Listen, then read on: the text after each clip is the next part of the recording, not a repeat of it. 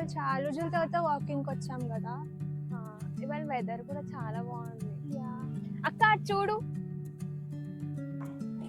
అక్క కుక్క ఎంత క్యూట్ ఉంది చూడు, నాకు కూడా కావాలి అక్క ప్లీజ్. అవును, కానీ చాలా కాస్ట్లీ ఉంటాయి, వి కాంట్ అఫోర్డ్ దమ్. అక్క అయినా కూడా ఒకసారి అడుగుదాం. బస్ సర్లే పదవి.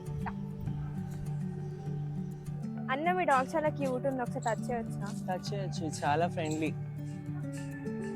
దీన్ని ఎంత కొన్నారు? మా చెల్లి కూడా అడుగుతుంది. కొనడమా?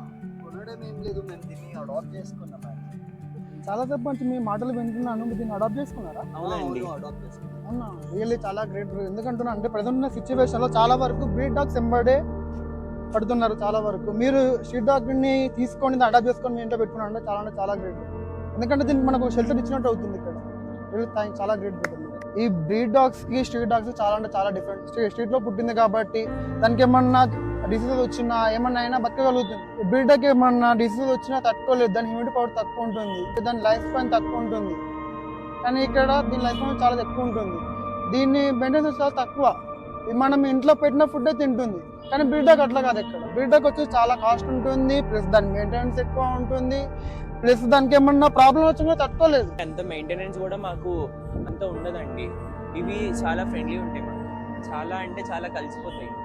ఈ ఇండిపెండెన్స్ డేకి మీరు కూడా ఇండియన్ డాగ్ ని అడాప్ట్ చేసుకోండి. Adopt, don't shop.